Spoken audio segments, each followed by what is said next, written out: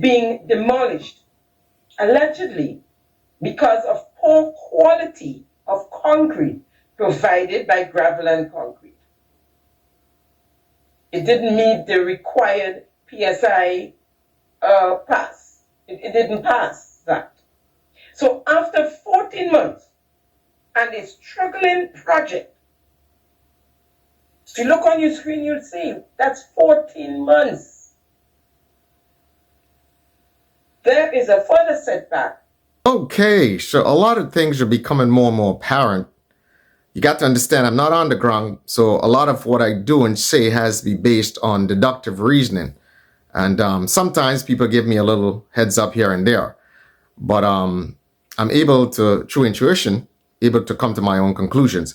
So I was looking at a little bit of Jenny Simon, and she was talking about some roof that was being built, I guess, in some school or adjacent to some school, and it had to be demolished because the concrete strength didn't meet the requirements. So let me explain a little bit about construction projects, especially if you're dealing with, buildings and major capital projects or highways and stuff like that.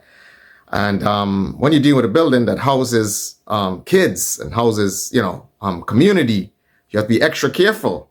Now, you got to pay particular attention when you're building structures that is going to house 3 or more people, or a lot of people, community events or school or church and stuff like that. Because if things fail, a lot of people can get hurt or injured.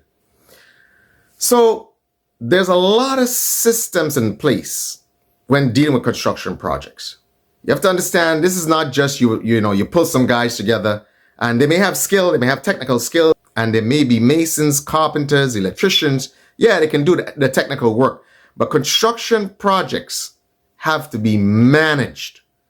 So I'm starting to see the problem here. Part of the problem is construction project management, CPM, construction project management. And that is a whole discipline by itself, because construction projects have to be planned, coordinated, and administered. Very critical, especially if you want to ensure that it's done safely, efficiently, on budget, and on time. So that is why through the whole process, you'll have staff engineers or paperwork guys who would handle a lot of the paperwork stuff connected to the project. You'll have field engineers, guys who actually know construction, who will be there looking at actually what is being done. And of course, you have the designers who actually, they're the guys from the get-go. But sometimes they'll come and they'll, there's a bit of overlap sometimes. They'll come and they'll do inspections during construction.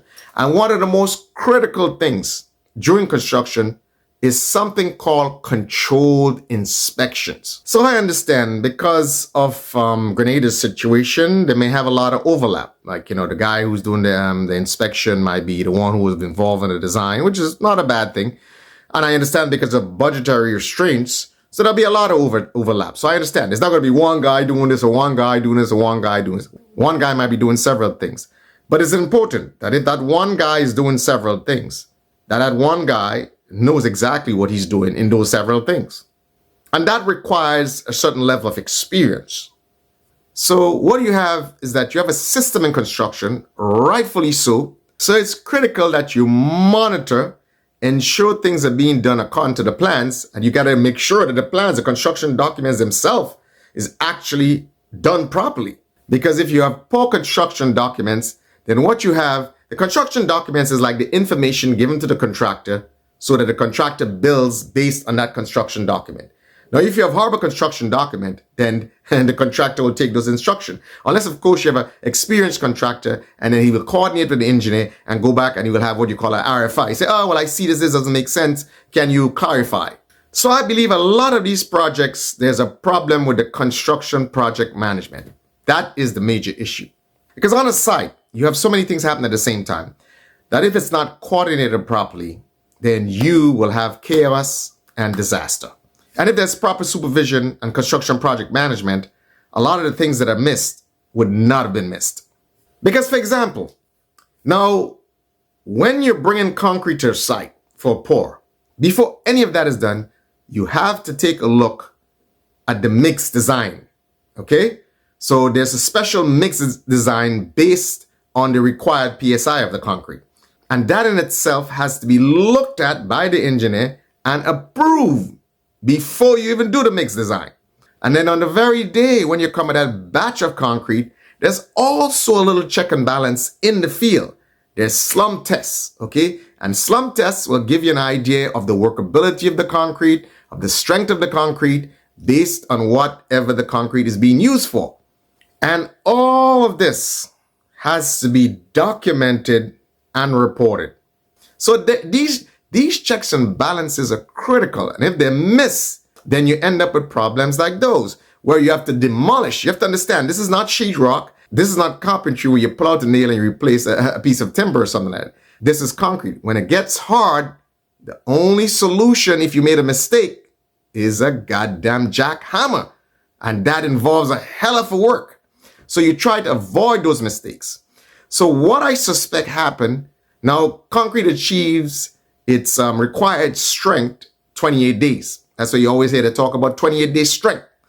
So apparently now, when they probably did some cylinder tests, they realized that the concrete didn't have the required PSI. They might have realized that the concrete did not have the 28 day strength. So what do you have to do now? You have to demolish. You have no choice. Because again, it's a problem. Because not having the required strength can affect the structural integrity of the building and possible failure, possible collapse, right? Can't allow that to happen. So you have to demolish and rebuild.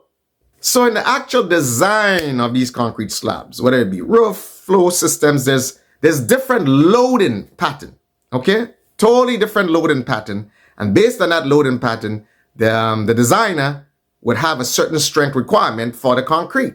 So a suggestion here, start training some guys in CPM, construction project management. This is so it's not, because again, people have to understand, to administer construction projects is not about just skilled workers. Okay? You need managers. Okay? You need construction project managers. So I strongly suggest that the administration invests in training some guys on CPM. I mean, the bottom line is this. Construction projects should be sort of run like military operations in a sense, you know? Just like you have executive officers, just so you have majors who do a lot of the coordination and paperwork. And then you have the guys lower down, the lieutenants, the captains who are really close to the sergeants and the corporals and the actual privates who are actually doing the work and, you know, and the tough fighting. It's the same thing. You know what I'm saying? The masons, the electricians, and all these people who are doing all of this stuff, lower level stuff, have to be managed and have to be coordinated so that you can get things right. So there's some work for your socialist Marxist guys that you have in your camp. Get them to, put a little discipline in all these young boys you're pulling off the street to do construction work. Give them at least a 2 to 3 weeks training, like, just discipline and structure. Wake them up early, prepare them for construction work, that sort of thing. Give them a 3 weeks to a month training, kind of organize the stuff, get them in a class, teach them the little basics. So when they get on the site, they know how to take instructions, they know how to fall in line, and you'll see your projects will improve. And that way your socialist Marxist guys will find something productive to do instead of political agitation and encourage you to do a set of nonsense in parliament and change laws affecting the youth of Grenada. They'll be busy doing something constructive so they wouldn't get involved in mischief. Just think about it. The guy who is working the concrete or the guy who is a mason cannot be worrying about whether the concrete he received is actually the right strength concrete. That is something for the staff guys to worry about. They're the ones to ensure that he's receiving the right stuff. In the middle of doing his work, he can't worry about, okay, well, did I get the right concrete? No. So there's basically a separation of jobs. So again, construction project management. Invest in training some guys on CPM. I mean, these courses are not, these courses are not lengthy. I mean, a 3 months course, a 6 months course in CPM is will teach you a lot. And Grenadians are relatively smart people. You can have an accelerated program, probably in a month or two. You can push them hard and teach them the fundamentals of CPM. So that's all I got to say on this.